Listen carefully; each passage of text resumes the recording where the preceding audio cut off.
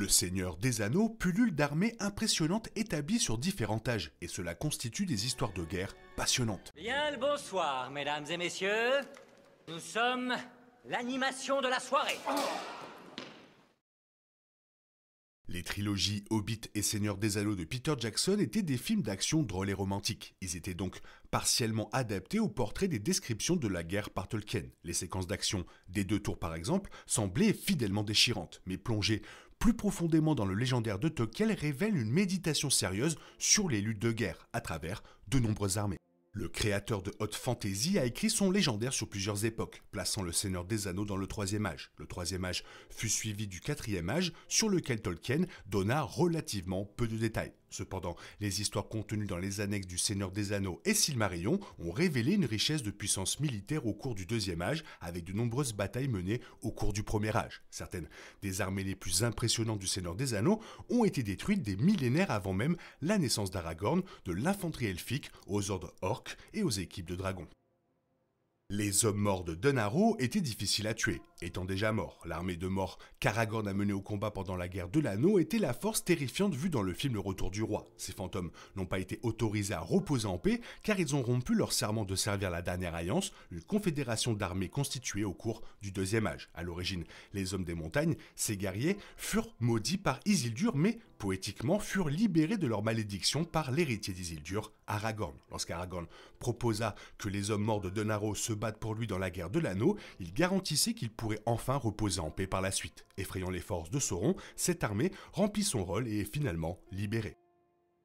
L'Union de Maedhros était une confédération historique d'armées bien documentée dans l'histoire des Eldar. Maedhros était le fondateur du groupe, un elfe Noldorin roux et l'un des 7 fils du légendaire Fëanor. Le personnage controversé a montré des moments de pur héroïsme, mais a également participé à un violent saccage des havres du Sirion, prouvant sa cruauté. Néanmoins, l'armée épique de Maedhros a uni des peuples disparates, notamment des factions d'elfes, d'hommes et de nains. Formée après le dévastateur Dagor Bragolac, la bataille de la Flamme soudaine, l'Union de Maedhros a mené ses forces contre Morgoth dans une bataille en l'an 468 du Premier Âge. Bien qu'elle soit une force puissante, l'Union de Maedhros faisait face à la puissante armée de Morgoth. Également connue sous le nom de bataille des larmes innombrables, il suffit de dire que la bataille a généré des pertes importantes pour l'Union de Maedhros et qu'elle n'a jamais été ressuscitée.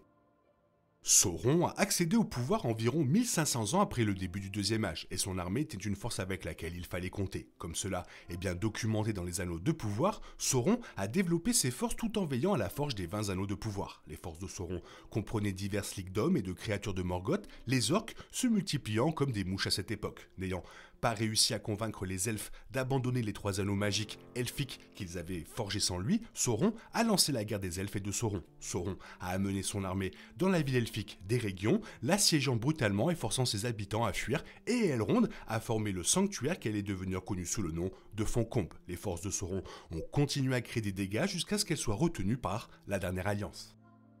Gil-galad et Elendil ont dirigé la Dernière Alliance des elfes et des hommes pour combattre Sauron au Deuxième Âge, réussissant de manière impressionnante à le battre et à mettre fin au Deuxième Âge avec lui. Sauron avait fini de forger ses anneaux de pouvoir à ce stade et portait l'anneau unique, affichant plus de puissance qu'il n'en avait jamais eu auparavant. Lorsqu'Isildur coupa l'anneau unique de son doigt, cela détruisit le corps de Sauron, entraînant une période de récupération pour les elfes et les hommes. Gil-galad était le haut roi du royaume Elvendom, tandis qu'Elendil était le nouveau chef de la race numénoréenne plus avancée. Après la chute de Numénor, Elendil avait hérité du pouvoir sur les restes des habitants de l'île qui deviendraient les Dunedin. À eux deux, Gil-galad et Elendil disposaient des forces nécessaires pour gagner, mais ils ont payé le prix ultime de leur victoire, tous deux tués par Sauron lui-même.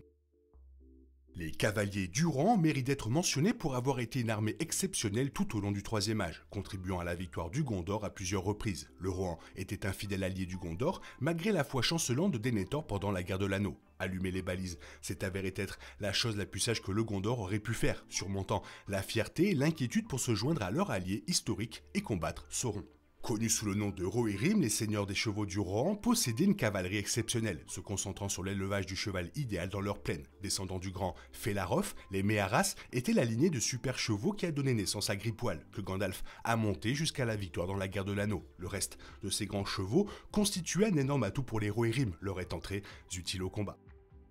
La flotte du Gondor était connue sous le nom de navire du roi, selon les peuples de la Terre du Milieu. Édité et publié par le fils de Tolkien après la mort de celui-ci, ce recueil d'histoires de Tolkien raconte l'armada gondorienne du Deuxième Âge. Minas Tirith, au Troisième Âge, est resté l'un des bastions les plus résistants. Il n'est donc pas exagéré de croire que le Gondor possédait ce que Tolkien a décrit comme la plus grande flotte du monde. Tolkien travaillait clairement à équilibrer cette armée avec l'armée navale extrêmement puissante de Númenor dans son histoire. Númenor était une nation de grands marins et représentait plusieurs des plus grands soldats marins de la Terre du Milieu, avec Elendil, le marin, un autre marin célèbre. Les navires du roi étaient basés à Pelargir et Umbar après que le Gondor ait pris le contrôle de la colonie côtière. Le grand armement du Silmarillion était l'énorme armada qu'Ar Pharazôn a conduite à Aman pour tenter de confronter les 15 Valar au sujet de l'immortalité. Le chef numénoréen disposait d'une armée formidable, suffisamment redoutable pour soumettre Sauron et l'obliger à se rendre. Sauron avait déjà été fait prisonnier par Pharazôn, mais Pharazôn n'était pas à la hauteur du rusé Maya. Sauron a fini par soutenir la chute de Pharazôn en le persuadant qu'il avait la force nécessaire pour combattre les Valar. Même la puissante flotte de Pharazôn ne pouvait pas affronter les Valar. Pharazôn disposait d'un dispositif massif de navires de guerre et de personnel. C'était si grand que la lumière du soleil couchant fut coupée par le nuage des Numénoréens. Ils étaient décrits comme un archipel de 1000 îles avec une véritable forêt de mâts. Les Numénoréens dominaient à cette époque, colonisant la Terre du Milieu lorsqu'ils débarquèrent sur ses rives.